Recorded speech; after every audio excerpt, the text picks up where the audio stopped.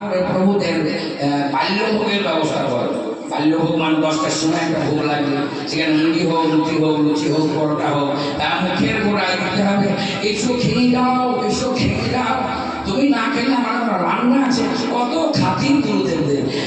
এই বেলাটা শুনলো, তারপরে ঢুকলেন রান্না করে, হাতা খুঁড়তে নিয়ে যুদ্ধ করতে। সেখানে যুদ্ধ শেষ হলো, রান্না বান্না করে প্রভুদিকে দুপুরে খেতে দিলেন, তাদের সেখানে দুটোনা বাগানো হলো। তারপরে আপনাদের বাচ্চা থাকে বলে সে আপনি যে সারাদিন ঈশ্বর করে দুপুরে একটু শোবেন, বাচ্চারা যদি প্যা প্যা করতে শুরু করে তাহলে তো সারা দুপুরটা প্রভুরা ঘুমাবে আর আপনাকে সোনা দিয়ে মানিক দিয়ে ধন দিয়ে করতে করতেই বিকেল হয়ে গেল। আবার ঝাঁটপাট দাও, আবার তারপরে প্রভুদের আবার বাল্যভোগ দাও। বাল্যভোগ মানে চা দাও, মুড়ি দাও, বিস্কুট দাও, দিতে হবে। তারপরে ঝাঁটপাট দিতে হবে, সোনার প্রদীপ জ্বালতে হবে। তারপরে আবার রাত্রের খাবারের ব্যবস্থা করতে হবে। রাত্রে আবার খাইয়ে দাইয়ে শুতে যাবেন, সব উঠিয়ে পাঠিয়ে। তখন বাচ্চাদের ঘুমালো তো ভালো। গুরুদেব যদি বলে সারাদিন খেটেছি, পাগুলো খুব বেকার হয়েছে, তাহলে আমার কাছে সরষের তেল নিয়ে শুরু হলো। এই শুরু করতে করতে ওই মায়েরা কখন যে চরণ তলে করে ঘুমিয়ে যায়, সারাদিন ক্লান্তিতে ভরা। তারপরে আমরা পায়ে তেল দিতে দিতে কোথায় চরণ তলে ঘুমিয়ে যায় তার ঠিক নেই। নারী জাতি ভগবানের মা মহামায়ার যা তারা, কিন্তু তাদের চরম কষ্ট হয়। তাদের দিকে তাকায়, সারাদিন ভোর থেকে উঠে রাত পর্যন্ত এত পরিশ্রম করে যায়। তারপরে রাতে বসে কীর্তন শুনতে পারে। তাও কালকে অনেক মায়েরা রাত্রে ছিল। ওর জন্য কেউ ঘুমালে পরে আমি কিছু বলি না, বরং চেষ্টা করি যে আপনি পা মিলিয়ে শুয়ে পড়ুন, শুয়ে পড়ুন, একদম শুয়ে পড়ুন, আমি কিছু বলবো না। নিতাই গৌর হরি বলুন। দাদা গোবিন্দকে জাগাতে হবে। সুখসারি জাগিয়ে দিল, তাহলে দেবশিয়া শোক করে চালু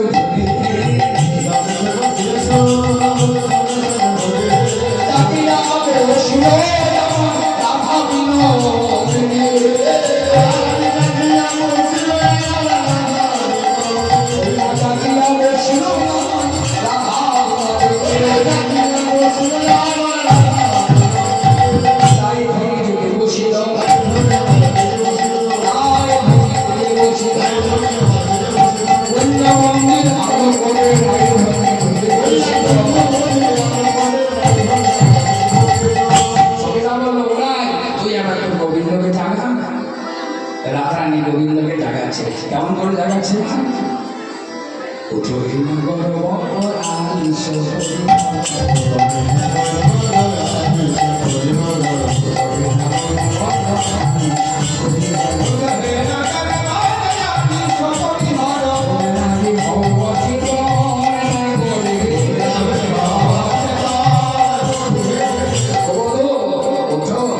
তুমি তো জানো যে আমি কেমন করে বাস করি, জেগে উঠে পারা যায় না।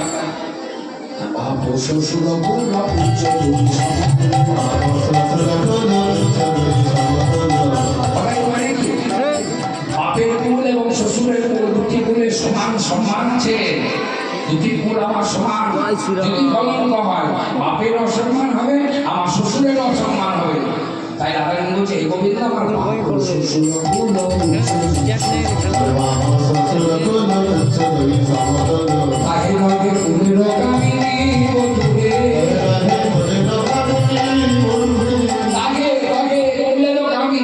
আমি তাদের বাড়ি মেয়ে, তাদের বাড়ির বৌমা।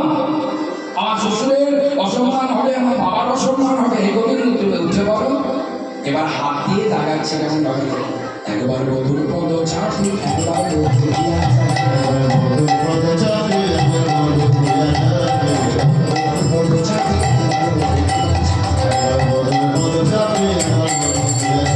চাকর বলে জাগাতে না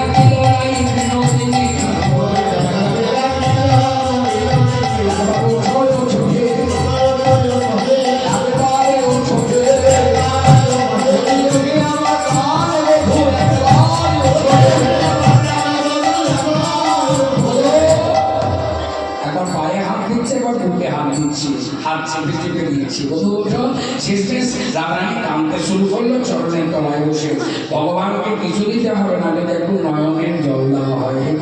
তোমার প্রণাম করবে, দুপুরটা নয়নের জল যদি পড়ে আপনার সব কাজ ঠিক হয়ে যাবে। যেই না রাধারানী চরণ তলায় বসে কাঁদছে, লোকে যদি আমার দেখে কি করবে?